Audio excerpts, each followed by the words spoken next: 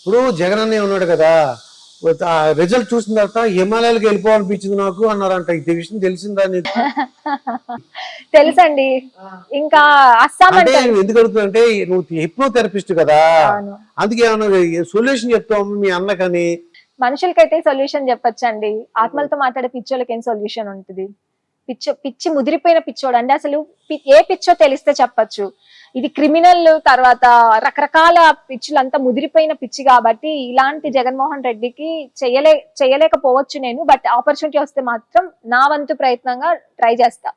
హిమాలయకే వెళ్ళిపోతున్నాడంటే చేసిన అక్రమాలు ఉన్నాయి, కనీసం అక్కడ తలదాచుకుందాం అనే ప్లాన్ వేసి ఉంటాడు. అంతేగాని ఏదో మంచి చేద్దామనో మార్పు కోసం అనో కాదు. అయితే మరి బాత్ టబ్బు అని 26 లక్షలు అంటున్నారు. ఏంటమ్మా ఇది? ఇక 10,000 ఖర్చు పెట్టడానికేమో పవన్ కళ్యాణ్ గారు బాధపడుతున్నారు. వాళ్ళకి బాత్రూమ్ ఫ్యాంటసీలు ఉన్నాయండి.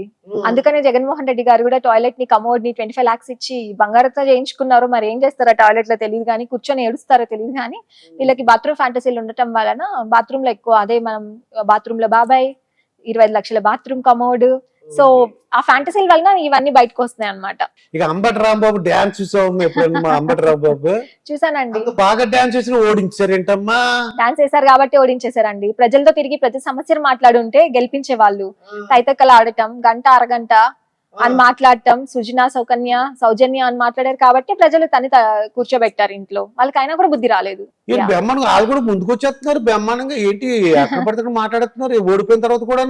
అంటే అదే చెప్పాను కదా, వాళ్ళు ఎక్కడున్నా సరే మేము ఉన్నాము, అట్లీస్ట్ ప్రజల్లో కనబడుతున్నాము అని అలా మెరుపు తీగల్లాగా వచ్చి వెళ్ళిపోతున్నారు. కానీ వాళ్ళు ప్రజల్లో ఆదరణ లేదని వాళ్ళకు కూడా తెలుసు. ఇక్కడే ఉంటే వాళ్ళు చేసిన తప్పులన్నిటికీ శిక్షలు పడతాయని తెలుసు. బట్ ఊరికే టీవీ ముందు షో ఆఫ్ ఇస్తున్నారు అంతే. అంతే అంటారు. జోగి రమేష్ అని ఒక ఉన్నాడు, బీపీ వచ్చినప్పుడు కదులుతుంటాడు, ఇప్పుడు కనపట్లేదంటమ్మా.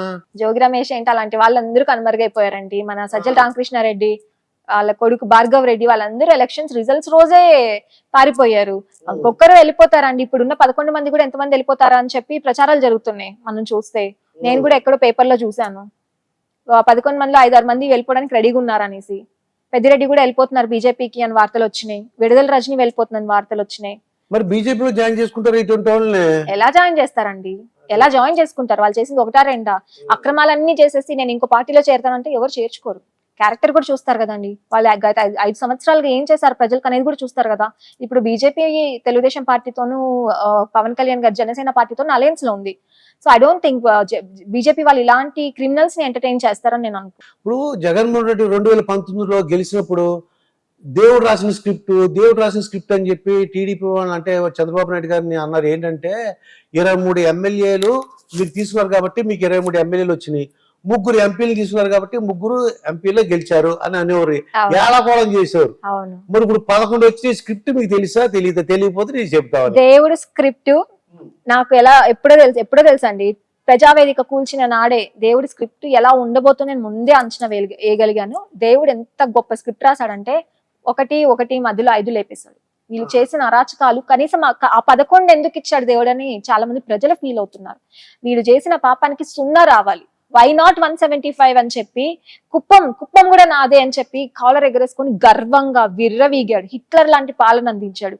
ఈ రోజు ఏం చేసింది కర్మ? దేవుడు మూలను కూర్చోబెట్టారు. కనీసం ప్రతిపక్ష హోదాకి కూడా భిక్షం పెట్టండి, నేను ప్రతిపక్ష హోదాలో కూర్చుంటాను అని లెటర్లు పెట్టుకొని అడుక్కునే పరిస్థితి కల్పించారు. వీటన్నిటికీ ఏంటి? ఆయన చేసిన పాపాలు, ఆయన చేసిన పనికి మాలిన జీవోలు, మందుబాబుల్ని బాధ పెట్టడం కానివ్వండి, గంజాయి విచ్చలవిడిగా పంచి యువతకి జీవితం లేకుండా చేయడం కానివ్వండి, అమ్మఒడి పేరుతో ఇలా ఇచ్చి మందుల పేరుతో అంటే మందుబాబులకి ఇలా లాగేసుకోవటం, ఒక రేట్లు పెంచేయడం, పెట్రోల్ డీజిల్ రేట్స్ పెంచడం, నిత్యావసర సరుకుల ధరలు పెంచడం, 1-2 రోడ్ లేకపోవడం, కంపెనీస్ ని తరిమగొట్టడం, ఉన్న వాటిని కొత్త కంపెనీస్ ని తీసుకురాకపోవడం, అమరావతిని తీసుకొని వస్తున్న స్పెషల్ స్టేటస్ కానీ క్యాపిటల్ సిటీ అమరావతి ఉంటుంది అని చెప్పి నమ్మించి మోసం చేసి అధికారంలోకి వచ్చిన తర్వాత వెంటనే 3 క్యాపిటల్ సిటీస్ ని తెర మీదకి తీసుకొని వచ్చి అసలు క్యాపిటల్ సిటీయే లేని రాష్ట్రంగా చరిత్రకు ఎక్కించడం రాష్ట్రాన్ని.